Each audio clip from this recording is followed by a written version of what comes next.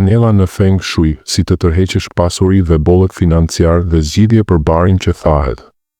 Përshëndetje miq dhe mirë se vini në kanalin tim.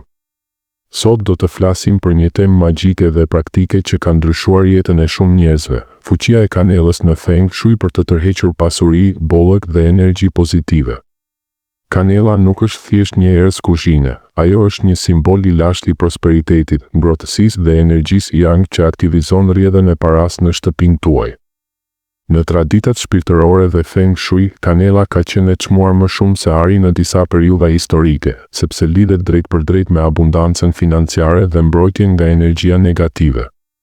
Do të shpjegoj simbolikën e saj të thellë, ritualet më efektive, vendosjet strategjike në shtëpi bazuar në parimet klasike të Feng Shuit dhe si të kombinoni me intencë për rezultate të vërteta. Gjithashtu, në fund të videos, do të trajtojmë një problem praktik të kopshtit, si të rikuperoni barin që po thahet nga mbidozimi me ple. Qëndroni deri në fund për këshilla bonus. Le të fillojmë. Pjesa 1. Simbolika e kanelës në Feng Shui dhe tradita shpirtërore. Kanela vjen nga lëvorja e pemës Cinnamomum dhe ka një histori mijëvjeçare.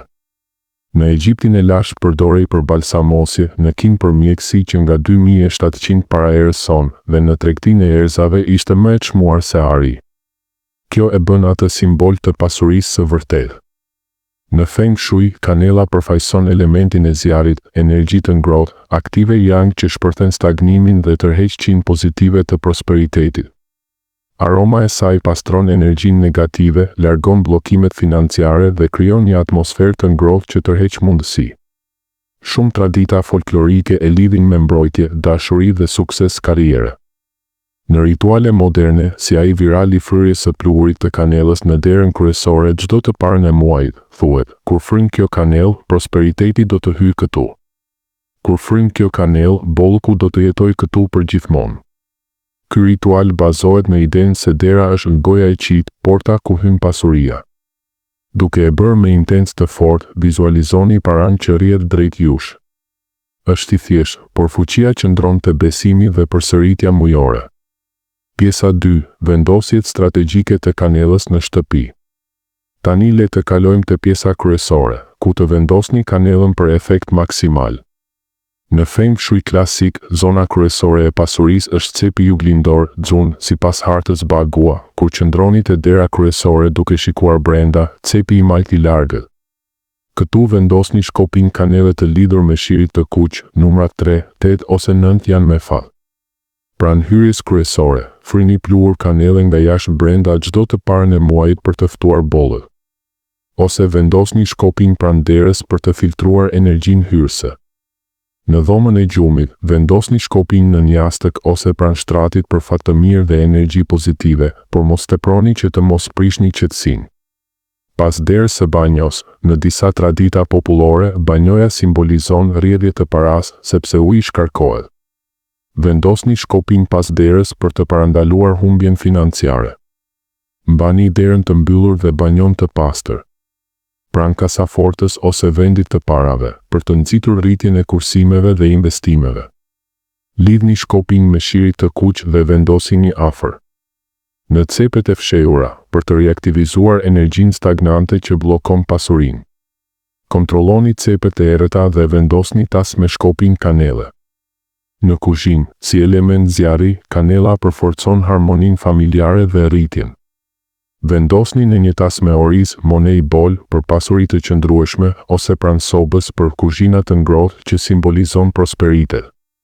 Në hapësirën e punës, vendosni një shkopin pranë tavolinës për kreativitet, sukses karriere dhe tërheqje klientësh. Këshill kyçe, mos harroni intencën. Kur vendosni kanelën, thoni afirmacione si unë tërheq bollëk financiar lehtë dhe me gëzim. Kombinoni me pastrim të rregullt të shtëpisë, sepse energjia e pastër amplifikon efektin. Në Feng Shui, shmangni vendosjen në zona me energji të ulët si banjo qendrore ose pranë mbeturinave. Pjesa 3. Ritualet shtesë dhe kombinime me kanelë. Tani që kemi mbuluar vendosjet bazë strategjike të kanelës në shtëpi, le të kalojmë te ritualet shtesë që e çojnë fuqinë e saj në një nivel edhe më të lartë. Këto rituale nuk janë vetëm dekorative, ato janë manifestime të fuqishme që punojnë me ligjin e tërheqjes dhe parimet e Feng Shuit për të amplifikuar vibracionin tuaj financiar. Mos harroni, kanela është një përforcues energjie. Kur e kombinoni me elemente të tjera dhe intens të qartë, rezultatet mund të jenë të jashtëzakonshme. Rituali 1. Tas i bollkut. Një nga ritualet më të fuqishme dhe të qëndrueshme është krijimi i tasit të bollkut. Ky tas është si një magnet i vazhdueshëm për pasuri që punon 24 orë në ditë. Si ta krijoni? Merrni një tas të bukur qelçi, ceramike ose metali, shmangni plastikën. Mbusheni deri në gjysmë me oriz të papërpunuar. Orizi simbolizon bollët dhe ushqim të pafund. Në mes të orizit vendosni 6 ose 9 moneda aktuale, sa më të reja aq më mirë, sepse mbajnë energji të re. Shtoni 3, 8 ose 9 shkopin kanele të tërë, numrat me fat në Feng Shui.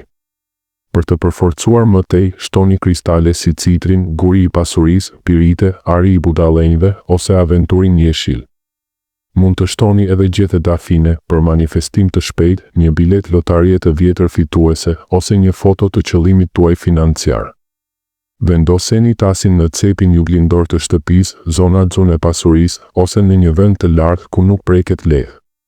Çdo të parën e muajit, freskoni energjinë duke fryrë pak pluhur kanele sipër dhe duke thënë: bollku rrjedh drejt meje lehtë dhe me gëzim.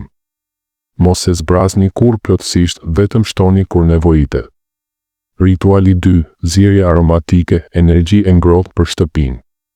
Një ritual tjetër i mrekullueshëm është si merr pot, zjerja e kanelës në sobë për të mbushur gjithë shtëpinë me aromë prosperiteti.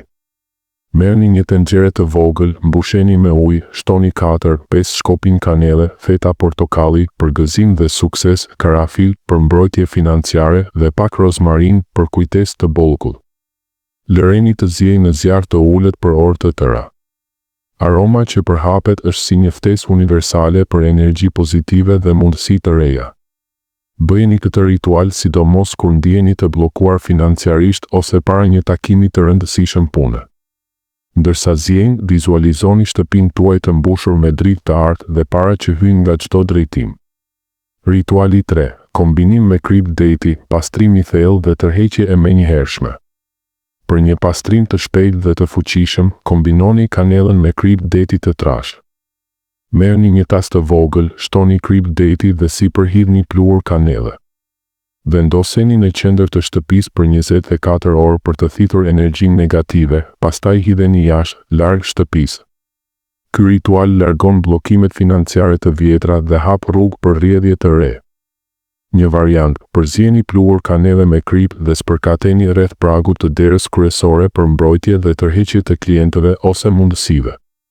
Rituali 4. Kanelë me gjethe dafine, manifestim i shpejtë. Shkruani një qëllim financiar në një gjethe dafine, me bojë të kuqe nëse mundeni, mbështilleni rreth një shkopi kanele dhe digjeni në një tas të sigurt, jashtë ose në lavaman. Ndërsa digjet, thuani qëllimin me zë të lartë. Hiri që mbetet hidhet në erë ose në një bim, simbolizon lëshimin e qëllimit në univers. Pjesa 4. Zgjidhje për barin që po thahet nga plehu. Nëse bari juaj ka njolla kafe pas pleherimit, është djegje nga kriprat e azotit. Identifikoni njolla të koncentruara kafe ose të verdha. Zgjidhja e menjëhershme, ujitni thellë çdo ditë për një javë për të holluar dhe shpëlar kriprat. Mos shtoni pleh të ri.